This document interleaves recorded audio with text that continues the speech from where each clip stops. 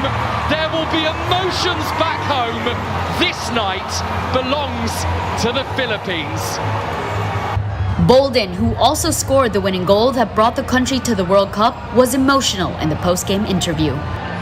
It all happened so fast. I think just a cross came in, and for me, just kind of finding a way to get the ball into the net with whatever part of my body that's legal. Pinoys in New Zealand were ecstatic after the match. They said they're extremely proud of what their fellow countrymen have achieved. We are so proud. This is history in the making.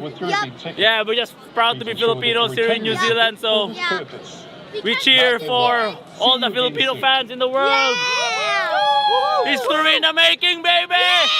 Even more emotional were the Pinoys who joined the watch party. Some even shed tears of joy, especially after the crowd sang Bamboo's Noy Pi.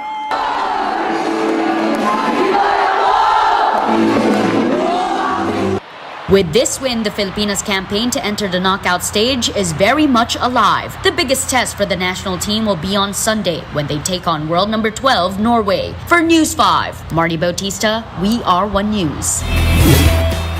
Let's move on now to basketball, where Filipino-American Utah Jazz guard Jordan Clarkson has committed to play for Gilas, Filipinas in the upcoming FIBA World Cup as the team's naturalized player.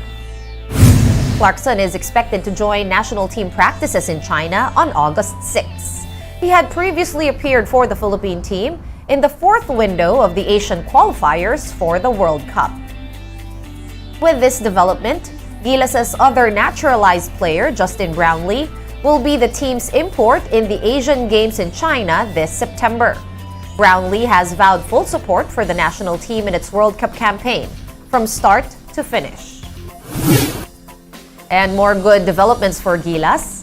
The national team's coaches said that big man Kai Soto should be ready to join training sessions in the next few days. Soto is reportedly up and about and just resting his back for a while. This injury has been bothering Soto for the last couple of weeks or since his stint in the NBA's Summer League. The Filipino NBA hopeful had an MRI done last week to check on his back. So far, the 7'3" big man has attended a couple of practices since arriving from the US, but he has yet to suit up for the practice games. Soto, though, is expected to show up in Gilas' scheduled tune-up games in China, scheduled for early August.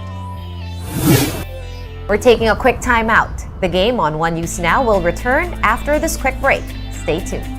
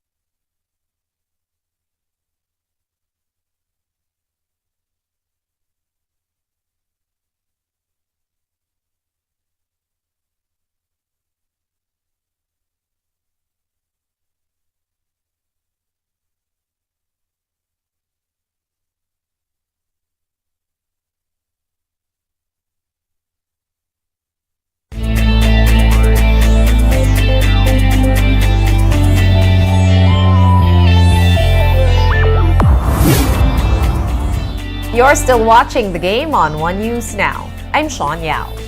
The Creamline Cool Smashers are back in the finals of the PVL Invitational Conference, while guest team Kurashiki Ablaze is looking to be Creamline's sparring partner in the championship. Marty Bautista tells us more. For Gemma Galanza, back to Valdez, goes for the cross. The Creamline Cool Smashers took 2 sets to adjust their game against an unfamiliar foe in the PVL Invitational Conference semifinals. Still, 3 sets is all they needed to take down Vietnamese guest team Kin Bak Bak Ninh Women. Final score 25-23, 25-23, and 25-17. The win enabled the Cool Smashers to clinch the first final spot in the tournament. Tots Carlos was stellar as usual for Creamline with 16 points, while Eliza Valdez has slowly inched back to her old self with 11 markers. Defense was also key for Creamline, who had 10 blocks to the opponent's 5. In the other game, Japan's Kurashiki Ablaze and F2 Logistics Cargo Movers figured in an intense matchup. Though the Ablaze eventually took the game in straight sets, it wasn't something given to them easily. Final 25-20, 25-22, and 25-20. Tamaru Asaka again was the top scorer for the Japanese side with 19 points. The win solidified the team's hold of the second place as the only other unbeaten team in the round-robin semis besides Creamline. On the other hand, the loss eliminated F2 from finals contention as the Cargo Movers fell to a 1-3 slate. PVL Invitational action continues on Thursday, July 27 at the Phil Sports Arena in Pasig. The PLDT high-speed hitters will try to salvage their campaign against the streaking Kurashiki squad at 4 p.m. While Bak Bak Ninh will face the also-ran Signal HD Spikers at 6:30 p.m. Catch the games live on One Sports and One Sports Plus. For News 5, Marty Bautista. We are One News. And NBA superstar LeBron James' son Bronny is now in stable condition after going into cardiac arrest. Reports have it that Bronny is already out of the intensive care unit. The incident occurred while the younger James was practicing with the University of Southern California at its home court. Bronny is an incoming freshman at USC. The Los Angeles Fire Department team responded to the medical emergency call at around 9:30 a.m. on Monday. Last year, another USC player also collapsed from heart failure, but has since recovered and is back to playing. And on a lighter note, organizers have unveiled the Paris Olympic and Paralympic torch for next year's Games. The design is reminiscent of the Eiffel Tower's reflection on the surface of the River Seine. More details in this video from Reuters.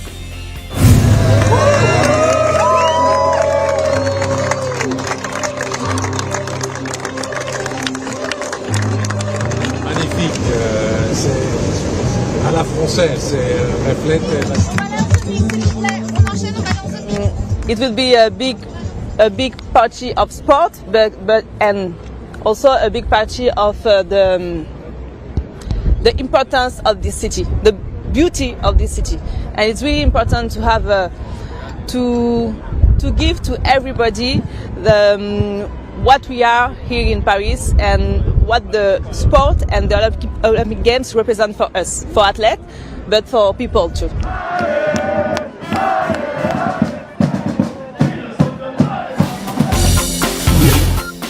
Get your fill of the latest in sports at onesports.ph. Meantime, the news day continues later at 4:30 p.m. I'll see you then. I'm Sean Yao. We are One News.